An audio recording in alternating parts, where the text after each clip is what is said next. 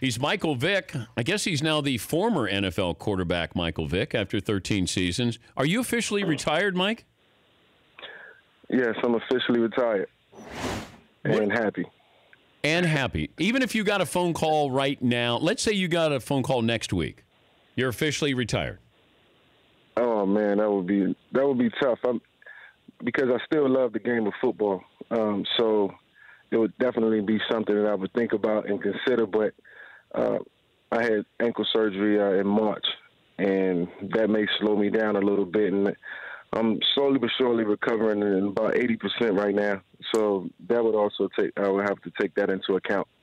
Did you have too much natural talent?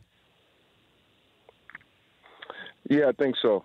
To a point where it hurt me in terms of the way I prepared sometimes. I'm always believing in my natural ability. But, I use that as an example in talking to kids. If you feel like and know that you have too much ability, then always continue to maximize and compound on that, problem that is not so much of a problem. It's a good thing. And, when you do that, you get more out of yourself. You get the best out of your abilities. And that's just taking advantage of your God-given gifts and not taking it for granted. Who do you consider the greatest quarterback of all time? Tom Brady. The greatest quarterback of all time. I don't think what he's done for the game of football will ever be accomplished again. Because it's a tough game, and, there's very few that come around like Tom here and there. And, to see the things that he's done, being a late-round draft pick, goes to show that anybody can get it done at any given time, any given day, regardless of what round you're drafted in. Tom's testament to hard work is the reason why he's had so much success. Could you have been that kind of quarterback? I think I could have been a quarterback that could have accomplished a lot more. Obviously, in the game of football, it's tons of games that you wish you could have back, tons of plays, touchdowns, penalties that affected so many games that I played in. But I tell you, in terms of, what I've been able to accomplish in my career, yes, there's always a feeling that you could have had more. But I think the greatest thing I took away from the game of football is my love, because I realized how much, emotions went into the game when we lost. I found out how much I really and truly loved the game when we didn't win.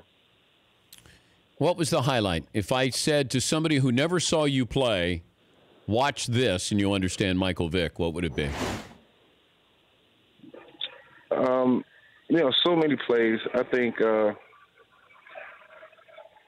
maybe the play against Minnesota, my second year. Or I think one of the play against, I think if I'm saying his name correctly, Baja Bihamili. Yeah.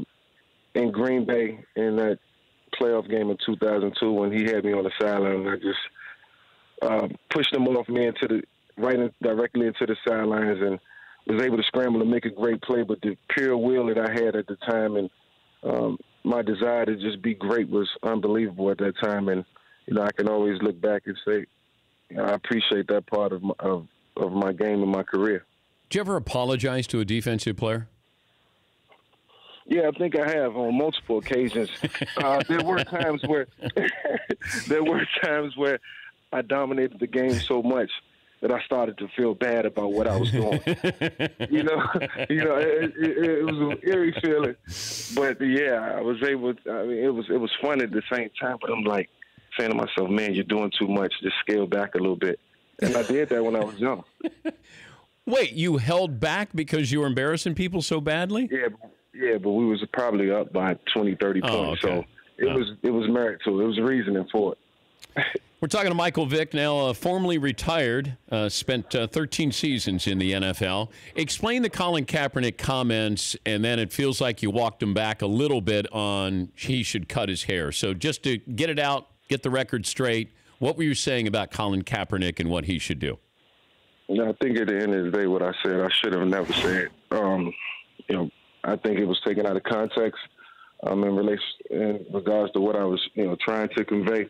But I only want to help Kaepernick, and I'm not a general manager. I'm not the guy that makes the decisions on getting them signed. And I'm truly sorry for what I said. I think I should have used a better choice of words. Obviously we all know his afro has nothing to do with him being signed, and I wasn't, trying to relay that message.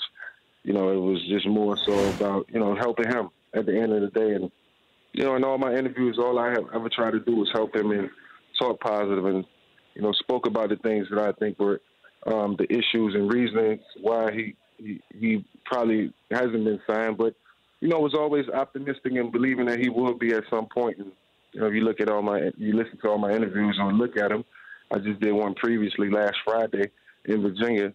It was always just trying to uplift him. I applaud him for what he's trying to do. And, but I'm not a general manager at the end of the day. Did you change your presentation when you came out of prison to get back into the NFL? No, not to get back into the NFL. I think it was more so for my personal appearance and what I really wanted. And, in speaking to kids and, trying to help kids, look at life differently. I didn't want to, them to look at me as, somebody who they really can look up to. And I think it started with my appearance and, the message that I was trying to convey at the time. And, being sincere and being genuine and being honest, So I always try to be honest with myself. And, like I said, I stand in the world of my own. And because I've been through things that people haven't been through, doesn't make me any different from anybody else. But just experiences that I can, fall back on and help me, make decisions on a day-to-day basis. O.J. Simpson has a chance to be paroled today. Do you remember what that was like? Did you have a parole hearing? No. My situation was, it was cut and dry, and they got straight to the point. We just got it out the way. But no parole hearing. And, hey, look, I don't know what's going to happen. I'll be one of the ones watching. What was that like, though, that day when you know that you're getting out? What's that feeling like when all of a sudden they open the door, open the gate? You wake up that morning. Do you remember what that was like?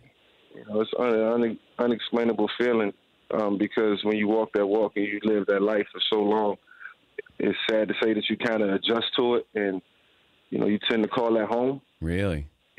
So to speak. So when you're leaving a lot of people that you've been around every day and created friendships with and created ideas and concepts, and whether they're gonna come true or not, it's a belief. And I think you're more so happy that you can come home and carry out those plans, but you leave a lot of people behind who really lose hope and don't have any.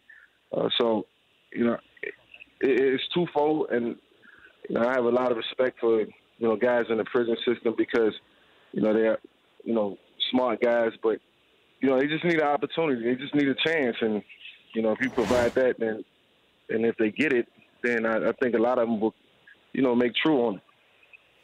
When we went to that prison in Tampa with Tony Dungy and the number of kids who were there, and like when we looked out at that audience that day and you were addressing them, there had to be 90% of them were under the age of 30. 95% were probably African American, but they were listening to everything you were saying. Did you get? I'm trying to understand what you saw that they were looking at you and getting. Was it hope that you got out, you made it, you went through this, you know how I feel? What was that all about that day?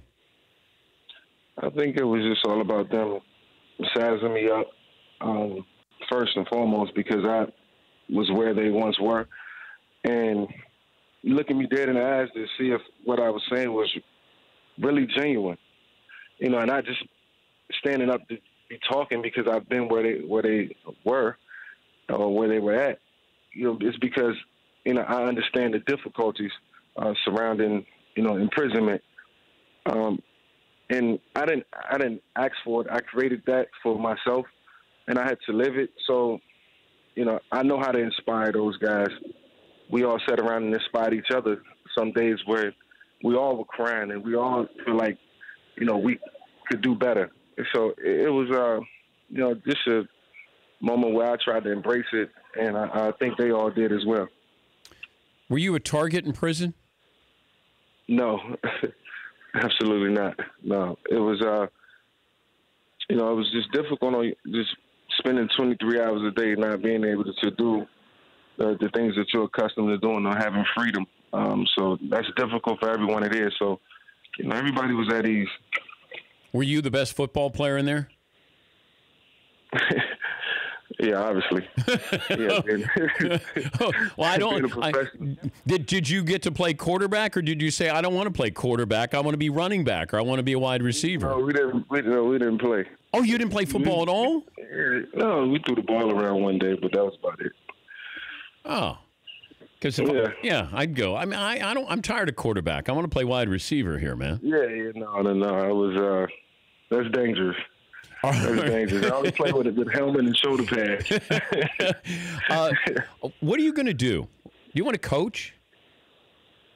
I don't know. We'll see. I just want to, take it one day at a time and not rush into anything in terms of, our occupation. But, I think it's in, my near future, helping kids. Yeah, I hope so. And I still tell people that day in Tampa that you did talk to these kids, but there were kids who were in lockdown who must have done something. They weren't even allowed to be out in the yard that day.